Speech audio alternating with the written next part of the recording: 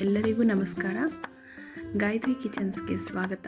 ಇವತ್ತು ಬಿಸಿ ಬಿಸಿಯಾಗಿ ರುಚಿಯಾಗಿ ಉಪ್ಪಿಟ್ಟು ಹೇಗೆ ಮಾಡೋದು ಅಂತ ನೋಡೋಣ. ಉಪ್ಪಿಟ್ಟು, ಉಪಮಾ ಎಲ್ಲ ಹೇಳ್ತಾರೆ. ಉಪ್ಪಿಟ್ಟು ಅಂದರೆ ಎಲ್ಲರೂ ಮೂತಿ ವಾರೆ ಮಾಡುವಂತಹ ಫುಡ್ ಅಂತ ಅನ್ಬೋದು. ಯಾರಿಗೂ ಇಷ್ಟ ಆಗೋದಿಲ್ಲ, ಬಟ್ ಈ ರೀತಿ ಮಾಡಿದ್ರೆ ಖಂಡಿತ ಇಷ್ಟ ಆಗುತ್ತೆ. ಒಂದ್ಸರಿ ಖಂಡಿತ ಟ್ರೈ ಮಾಡಿ, ಮತ್ತು ಹೇಗಿದೆ ಅಂಥೇಳಿ ನಿಮ್ಮ ಅಭಿಪ್ರಾಯನ ದಯವಿಟ್ಟು ಕಮೆಂಟ್ ಬಾಕ್ಸಲ್ಲಿ ತಿಳಿಸಿ.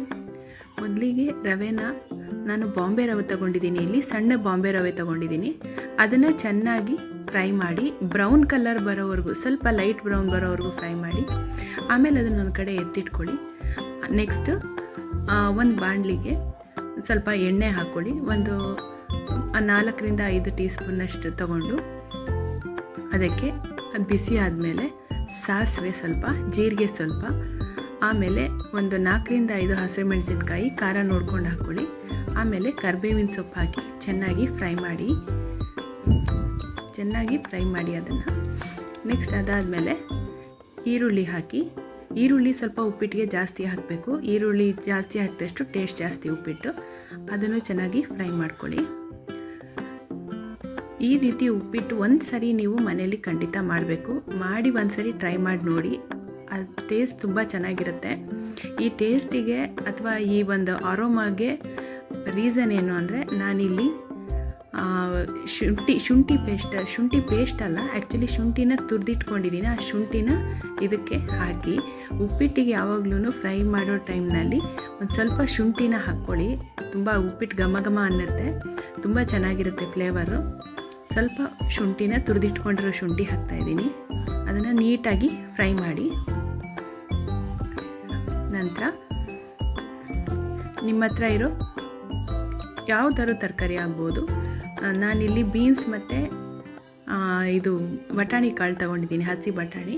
ನೀವು ಕ್ಯಾರೆಟ್ ಹಾಕ್ಬೋದು, ಟೊಮೊಟೊನೂ ಹಾಕ್ಬೋದು. ಅದನ್ನು ಚೆನ್ನಾಗಿ ಫ್ರೈ ಮಾಡ್ಕೊಳ್ಳಿ. ಎಣ್ಣೆಯಲ್ಲೇ ಸ್ವಲ್ಪ ಹುರಿಲಿ. ಎಣ್ಣೆಯಲ್ಲಿ ಸ್ವಲ್ಪ ಒಂದು ಅಷ್ಟು ಬೇಯ್ದಾದ್ಮೇಲೆ ಸ್ವಲ್ಪ ಹೊತ್ತು ಹಾಗೆ ಮುಚ್ಚಿಡೋಣ. ಸ್ವಲ್ಪ ಉಪ್ಪು ಹಾಕ್ಕೊಂಬಿಟ್ಟು ಚೆನ್ನಾಗಿ ಫ್ರೈ ಮಾಡ್ಕೊಳ್ಳಿ. ಫ್ರೈ ಮಾಡಿಕೊಂಡು ಹಾಗೆ ಲಿಡ್ ಕ್ಲೋಸ್ ಮಾಡಿ ಒಂದು 5 ಮಿನಿಟ್ಸ್ ಹಾಗೆ ಬಿಡಿ. ಎಣ್ಣೆಯಲ್ಲಿ ಬೇಯ್ಕೊಳ್ಳಿ.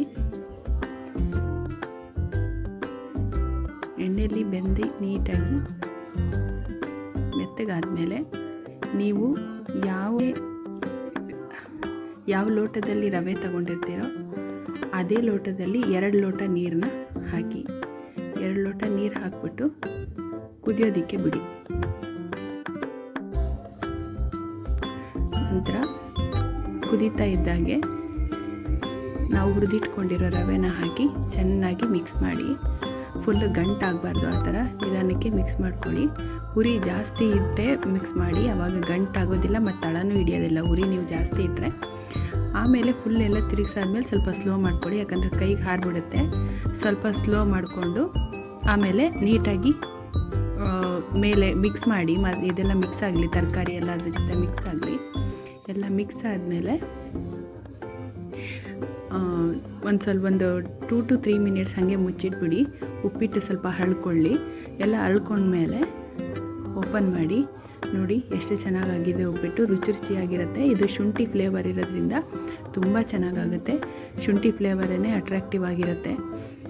ಒಂದು ಸರಿ ಮಾಡಿ ಮನೆಯಲ್ಲಿ ಒಂದು ಸರಿ ಟ್ರೈ ಮಾಡಿ, ಖಂಡಿತ ತುಂಬ ಚೆನ್ನಾಗಿರುತ್ತೆ. ಎಲ್ಲ ರೆಡಿ ಆದಮೇಲೆ ಅದ್ರ ಮೇಲೆ ಕೊತ್ತಂಬರಿ ಸೊಪ್ಪು ಉದುರಿಸಿ, ತುಂಬ ಟೇಸ್ಟಾಗಿರುತ್ತೆ. ಒಂದು ಸರಿ ನೀವು ಟ್ರೈ ಮಾಡಿ.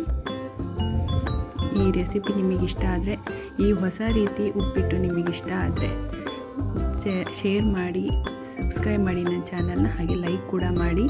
ನಿಮ್ಮ ಸಪೋರ್ಟ್ ನನಗೆ ಬೇಕೇ ಬೇಕು. ದಯವಿಟ್ಟು ಸಬ್ಸ್ಕ್ರೈಬ್ ಮಾಡಿ. ಏನು ನಿಮ್ಮ ಅಭಿಪ್ರಾಯ, ಏನಾದರೂ ಚೇಂಜಸ್ ಇದ್ದರೆ, ಏನಾದ್ರು ಇದ್ದರೆ ನಿಮ್ಮ ಅಭಿಪ್ರಾಯನ ತಿಳಿಸಿ. ಧನ್ಯವಾದಗಳು.